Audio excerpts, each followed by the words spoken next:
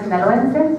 Vuelvo a insistir, el deseo que nos mueve a los miembros de la Cátedra Freudiana y Lacaniana Sinaloense es lo que nos tiene aquí con el interés de que semestre por semestre tengamos invitados de la naturaleza de Paula, que son psicoanalistas que trabajan en contextos muy diversos, en la experiencia clínica, en instituciones gubernamentales, escolares, entre otras, que vienen a presentarnos su experiencia muy singular de trabajo en estos acontecimientos sociales. Un pequeño preámbulo para darle entrada a la segunda sesión del seminario sería que la desaparición de personas en México es un fenómeno actual. Ya en la tesis de Paula sostenía que en Guatemala, en Argentina es un fenómeno del pasado, ya se puede estudiar como un fenómeno histórico. En nuestro caso en México es un fenómeno que es actual, que en las últimas 2 décadas se ha sobredimensionado, que el 80% o más del 80% de los desaparecidos lamentablemente se ha presentado este fenómeno en estas últimas 2 décadas. ¿Qué quiere decir? Que el otro 20% es a lo largo de los años, en los 60, en los 70, en los 80, pero con la llamada guerra contra el narco pues ha venido a multiplicar este fenómeno. Y además, considerando que es un fenómeno actual que a nosotros en nuestra ciudad, en nuestra universidad, es un fenómeno que ha venido de pronto el año pasado y inicios de este año como que a recordarnos o a ponernos este asunto sobre la mesa y discutir sobre los efectos, el ámbito de la psicología, qué puede trabajar, qué puede tramitar, qué efectos puede atender en el fenómeno de la desaparición forzada o desaparición de personas. Los colectivos, los grupos, las abuesas guerreras que nos acompañaron anoche, organizaciones han venido apuntalando que este tema sea agenda pública. ¿Qué quiere decir? Que las leyes y las disciplinas científicas, los investigadores, nos hemos quedado de repente como al margen, y los que han venido impulsando precisamente son la sociedad civil, los colectivos que de manera directa han venido a vivir este fenómeno en sus propias familias y sus comunidades. De tal manera que hemos visto con la exposición de Paula los acontecimientos recientes en nuestra localidad, que debe ser un tema estudiado, visibilizado e intervenido. La psicología social ha hecho un gran aporte, y me quedo con aquella conversación que tuve ayer con Paula: honor a quien honor merece. ¿Por qué? Porque esta área de la psicología ya ha tenido varias décadas investigando este fenómeno, haciendo aportaciones desde la psicología social para las intervenciones comunitarias en estos problemas sociales. Y bueno, el psicoanálisis apunta a lo singular. ¿Qué quiere decir? Que la tramitación de este sufrimiento por la pérdida de un ser querido aporta mucho el trabajo grupal, los colectivos, las asociaciones, estar identificado a otros que padecen el mismo sufrimiento. Sin embargo, llega un momento en el cual hay algo que puede no encajar en lo colectivo, y es aquello de lo que se encarga el psicoanálisis: atender el rastro singular, el impacto singular que vive cada uno, independientemente que en la misma familia hayan perdido a un ser querido, que no lo hayan localizado.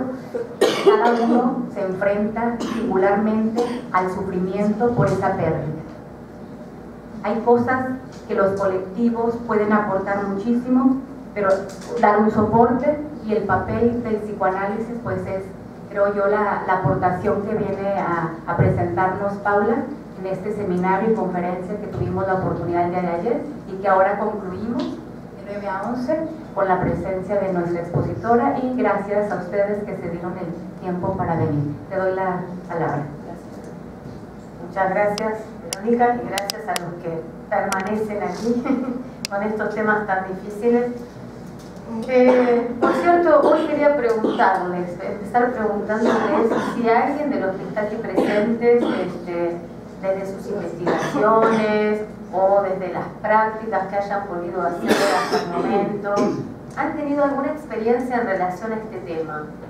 Si han estado cerca de alguna organización, si en prácticas más de la psicología clínica? ¿Han tenido algún roce o alguna experiencia? ¿O simplemente si están informados sobre este tema o algún asunto cercano en la comunidad? ¿Alguno de ustedes está cercano al tema de los desaparecidos? ¿O sí? ¿Quién? ¿Tú? Yo y una compañera fuimos a las conferencias que hizo la UAS del Coloquio Internacional de la Violencia. Ajá. Donde ya se había presentado los sabuesos guerreros. Ajá. Ajá. A mí se me hizo que también tiene un discurso muy pacificador, ¿no? Muy resiliente entre ellas. Entonces no puede decirse que entre la sociedad se calme, ¿no?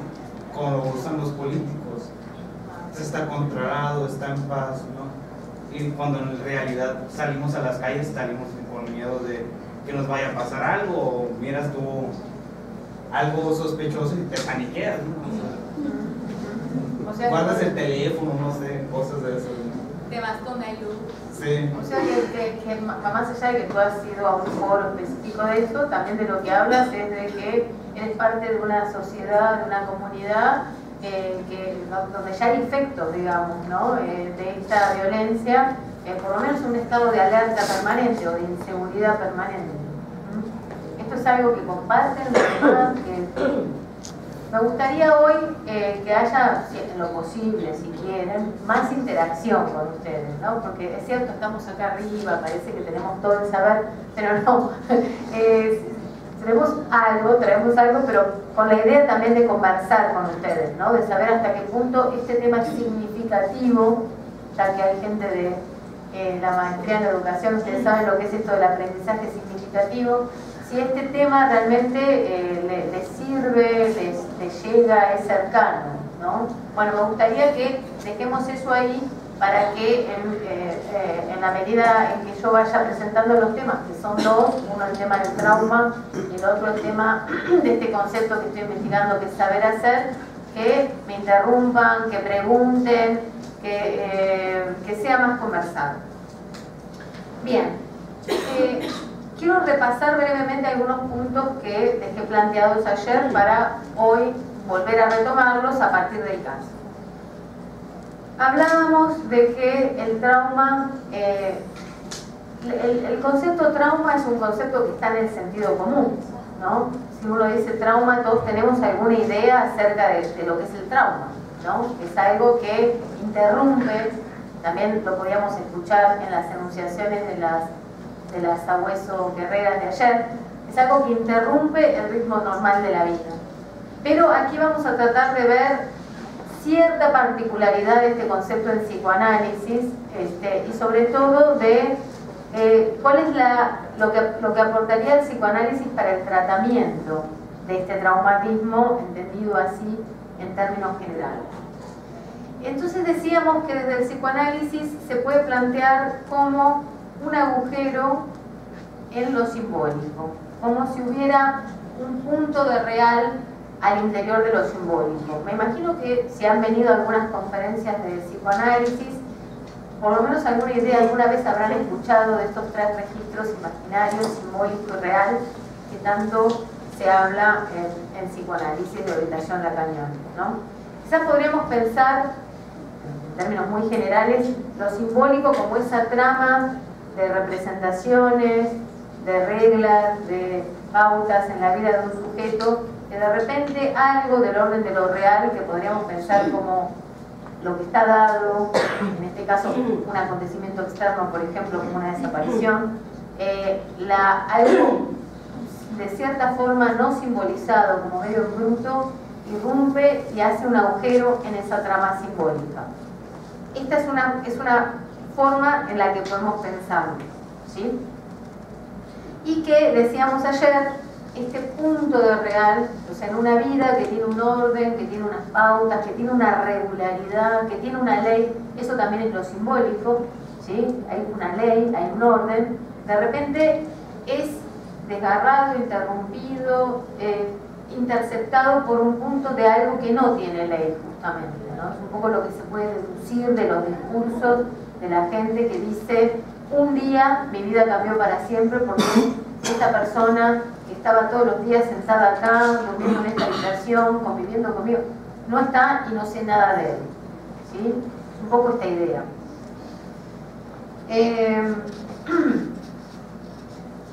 Ahora, entonces, si lo pensamos en este sentido, que no es tan lejano de lo que puede pensar la sociología o la psicología, decíamos que el psicoanálisis comparte con otras terapéuticas el punto en el cual lo que queremos es no dejar al sujeto perplejo, porque bueno, pasa esto, un sujeto está inmerso en un orden, en una trama simbólica, con un orden, con una regularidad, y de repente viene el acontecimiento traumático y se produce allí un agujero. Y esto tiene efectos muchas veces en el cuerpo, es lo que contaban ayer las víctimas, ¿no? De quedarse mucho tiempo sin poder hablar, o como también decía una de las compañeras, llorando y llorando y llorando, hasta que ellas mismas en un momento dicen, bueno, basta, ahora hay que pasar a la acción.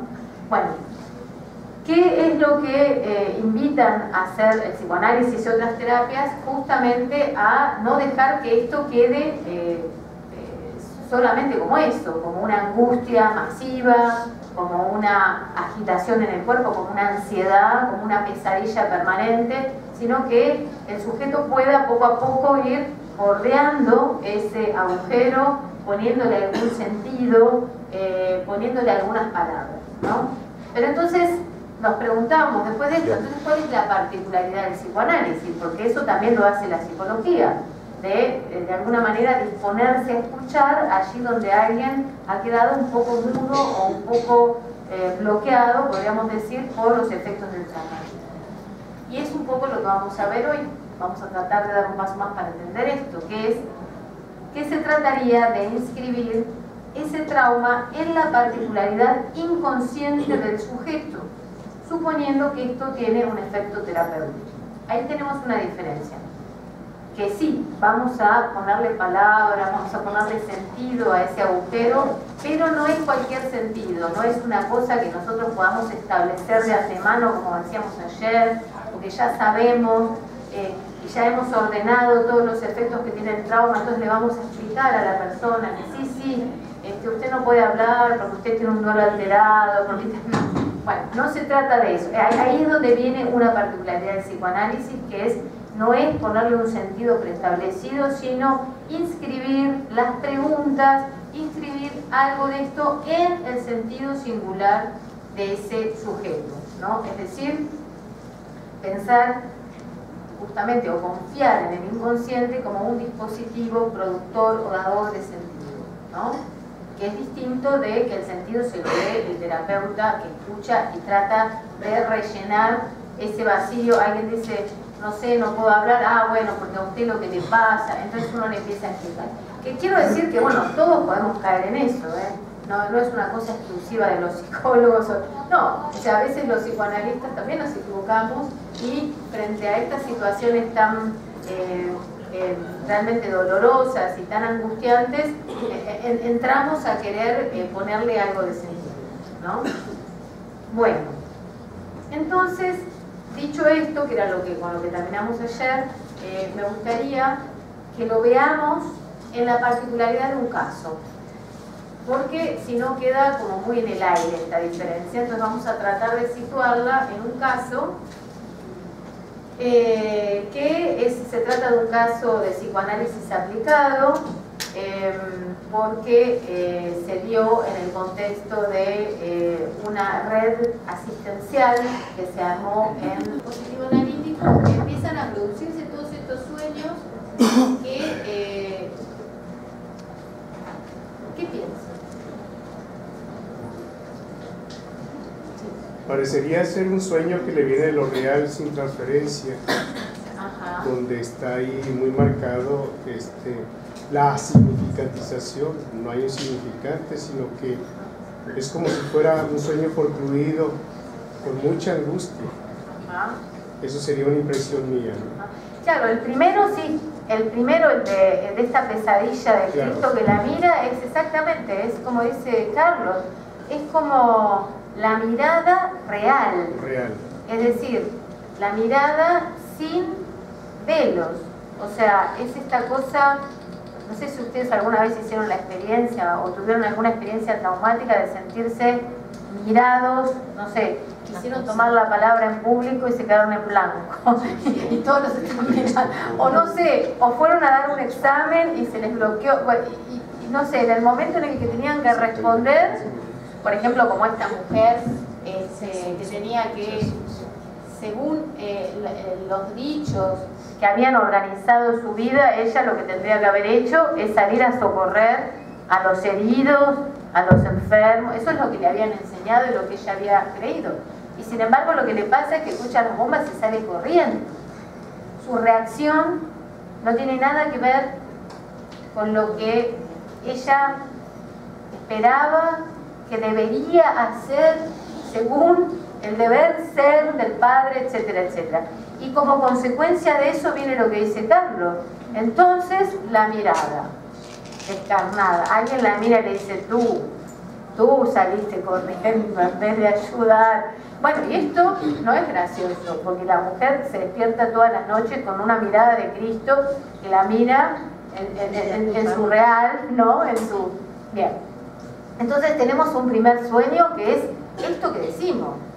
Lo real que viene a agujerear, a hacer un punto en la trama religiosa, de solidaridad, de altruismo de esta mujer, ¿sí? Pero luego tenemos la particularidad de que los otros sueños, que son, obviamente, ustedes imagínense, ahora vamos a ir un poquito a las intervenciones, a los silencios del analista. Todo esto también tiene que ver con la función del analista, porque no es que la gente se analiza sola. Si ella se hubiera quedado en su casa, hablando consigo misma, probablemente no se hubieran producido. Estos sueños también son producto de la interpretación del sueño anterior, de los efectos de ir regularmente, hablar de esto que le pasa. O sea, todo eso está funcionando para que se produzcan esos otros sueños que yo diría que, a diferencia del primero, que es como una especie de mirada, como si fuera que uno se levanta y tiene unos ojos así, que la miran, ¿no? Sin cara, sino unos ojos que la miran. Los otros sueños empiezan justamente a poner velos, a poner un sentido, el hilo de la vida, que ella agarra el cocodrilo y lo puede manipular y no le hace nada. O sea, el sujeto, exacto, el sujeto empieza a tener el control. Exacto, empieza como a saber hacer, a saber hacer algo con eso, porque pero todo esto va en una serie, digamos, ¿no? Yo quería como transmitirles la diferencia entre el inconsciente, confiar en el inconsciente como un dispositivo que produce sentido. No solamente, hay otra vertiente del inconsciente que no voy a tratar hoy, pero seguramente en otros encuentros con otros psicoanalistas verán, en algún momento, o ya vieron, pero hay una vertiente del inconsciente que es simbólico y sentido, y que en este caso tuvo efectos terapéuticos, ¿sí? Por lo menos hasta ese momento, esos meses en que esta mujer pasó de ese sueño que señala Carlos, donde la mirada es lo real descarnado, a un último sueño donde a los pies de su cama hay un hombre sin rostro. Es decir, que podríamos decir que algo de esa mirada traumática se apaciguó. Algo de eso quedó en otro estatuto, ¿sí? Entonces tenemos estos sueños donde ella misma va interpretando, va bordando ese agujero y de alguna manera se va curando. Pero creo que el caso también tiene otro aspecto que es muy interesante, y es que había algo de lo cual ella no había hablado y no quería saber nada, que era que tenía un tumor en el útero, creo, ¿sí? En el útero, del cual ella no hablaba ni se había ocupado.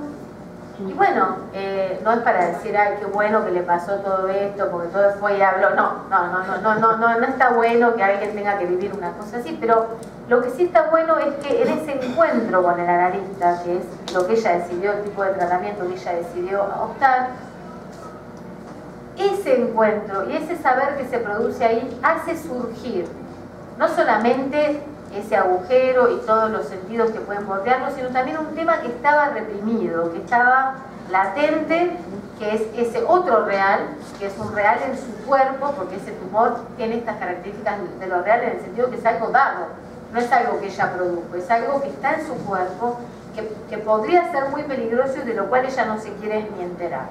Entonces, una cosa da lugar a otra cosa.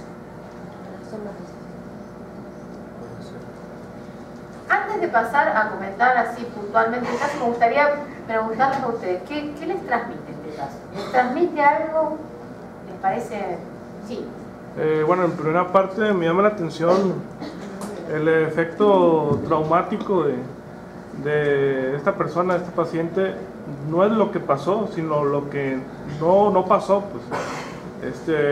Y ahí recurren ciertos significantes, por ejemplo, del padre. Ajá. El padre es un amor que da la otra mejilla. O sea, todas esas cuestiones de significante, como, digamos, bordean o rodean lo traumático, pues. Entonces el trauma no es lo que pasó, a lo mejor, sino lo que no pasó, lo que pudiera evitar esa cuestión, pues. Es muy importante lo que dice el compañero, porque justamente es lo que les quería transmitir ayer, pero hoy quería mostrarlo o aproximarlo como caso.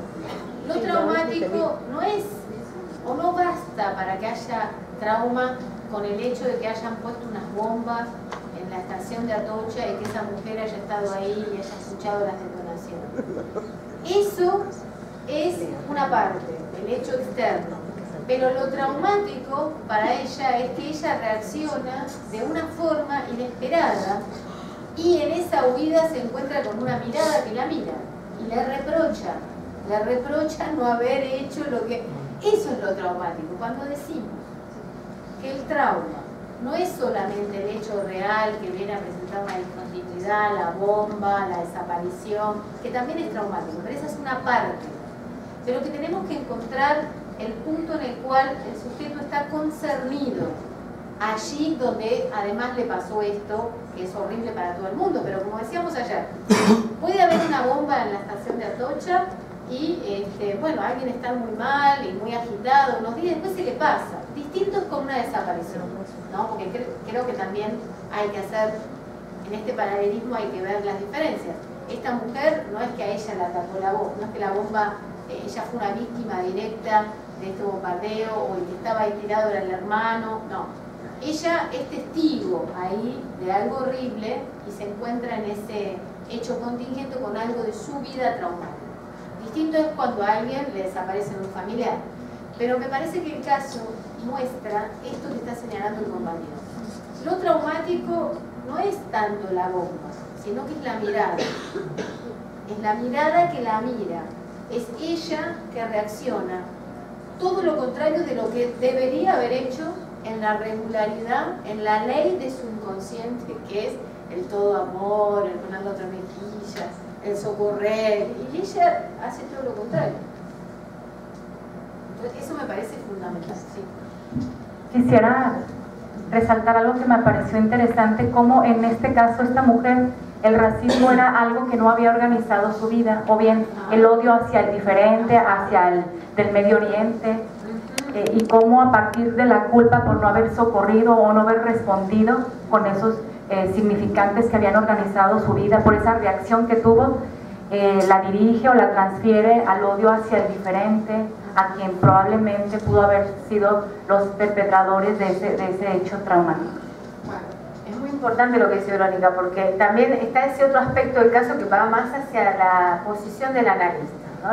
El analista, ella llega diciendo, soy un horror, en vez de socorrer, salir corriendo, no sé qué, y el psicoanalista no se apresura a decir, bueno, tranquilícese, cualquiera hubiera salido corriendo. Es decir, el psicoanalista no se asusta de que salga la culpa. A ver, ¿hacia dónde va esa culpa? Y fíjense lo que pasa. Digo, tampoco que le va a decir, sí, usted es terrible. Menos mal que Cristo la mira todas las noches, porque usted no, simplemente se calla y deja que aparezca lo que tenga que aparecer. Eso que estoy diciendo es muy difícil. Para los que practicamos es muy difícil, porque uno tiene la tentación, si es muy bondadoso, si tiene una cosa bonachona, apapachadora, enseguida lo quiere apapachar el paciente. Si es medio sádico, sí, le va a estar encima. Es decir, es difícil mantenerse, dejar que lo que tenga que pasar se produzca. Pero entonces, fíjense, ella llega con la culpa. El psicoanalista, la psicoanalista en este caso, no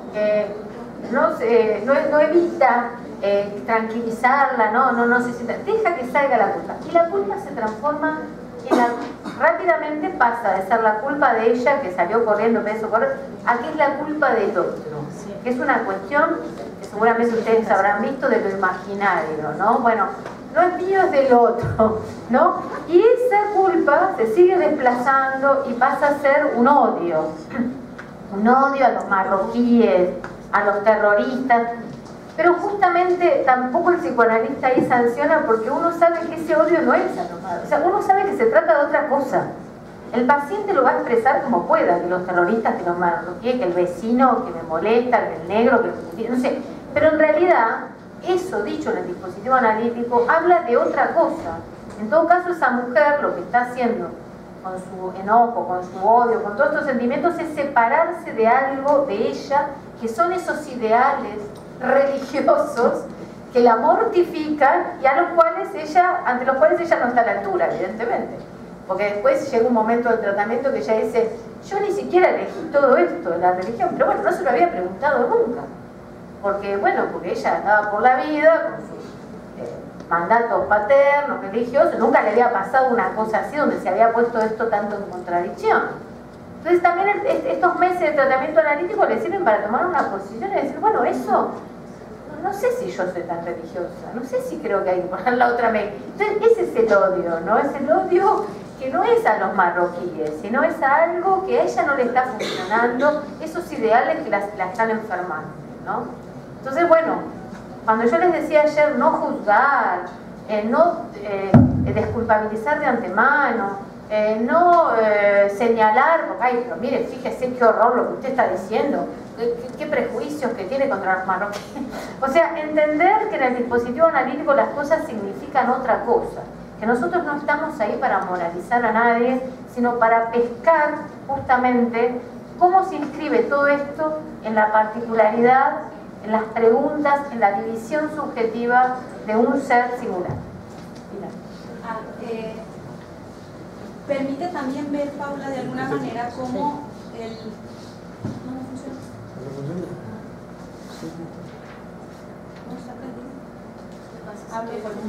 Hablo fuerte. Cómo el trauma tiene un tiempo lógico y no cronológico. Ahorita, como señalas, no fue el hecho, el acontecimiento de las bombas y de ahí, sino algo inclusive anterior, ¿no? En esta parte donde se impone la voz del padre, los ideales religiosos, cómo dejaron una marca que tuvo significado para el inconsciente en el momento en que aparece esta mirada que acusa, ¿no? Eso es algo que nos permite tener cuidado clínico con los sujetos y, por ejemplo, en los casos que ahora nos comentas de la desaparición, ¿no? Cómo marca un antes y un después, pero no necesariamente de ese suceso, sino que ahí cayó un significante que dio ese sentido inconsciente y que inscribió una forma, una posición distinta para el sujeto, ¿no? Que puede ser de mucho sufrimiento, etcétera. Sí, es muy importante porque esto sí, ya yo les decía, el tema del trauma atraviesa toda la teoría psicoanalítica, pero desde el inicio, desde que Freud se da cuenta de que el trauma sexual no es que alguien había seducido a esa niña o a ese niño, entonces la culpa es del otro que fue y lo sedujo y entonces le generó un trauma. Hay un momento, Freud pensó eso un tiempo, que la histeria, la neurosis obsesiva tenían que ver con algo traumático en la sexualidad, que era el encuentro con un otro que hacía algo que perturbaba a ese sujeto. Pero rápidamente Freud se da cuenta, ya en 1905, cuando escribe 3 ensayos sobre teoría sexual y habla de la sexualidad infantil, de las perversiones, que lo traumático es inherente a la propia subjetividad, que no tiene que venir nadie a decir nada o a hacer nada o a seducir, sino que hay algo en el encuentro entre la vida, el cuerpo vivo y el lenguaje que produce en algún momento de la vida una marca traumática. Eso queda, que generalmente pasa en los primeros años de la infancia, queda latente, hasta que el sujeto, dice Freud ahí, generalmente en la pubertad, se vuelve a encontrar con una escena contingente, como el bombardeo, va a la panadería y el panadero no sé qué le mira o qué le hace, y esa segunda escena toca la anterior y ahí se empiezan a producir una serie de síntomas, ¿no? Es el trauma, que es una cosa que hay que estudiar, porque no va a quedar claro con esto, sino que hay que estudiarla mucho, porque hay que tener esa sutileza a la hora de escuchar y no pensar, a usted lo que le pasó fue esto, bueno, miren, la teoría dice que al que le pasa esto es esto. Está bien esa teoría, pero si queremos escuchar analíticamente tenemos que tener muy presente esto que señala Pilar de los dos tiempos del trauma, que una escena va a remitir a otra escena que la tenemos que encontrar, que la tenemos que hacer hablar, que se tiene que producir en el dispositivo analítico. Maestra.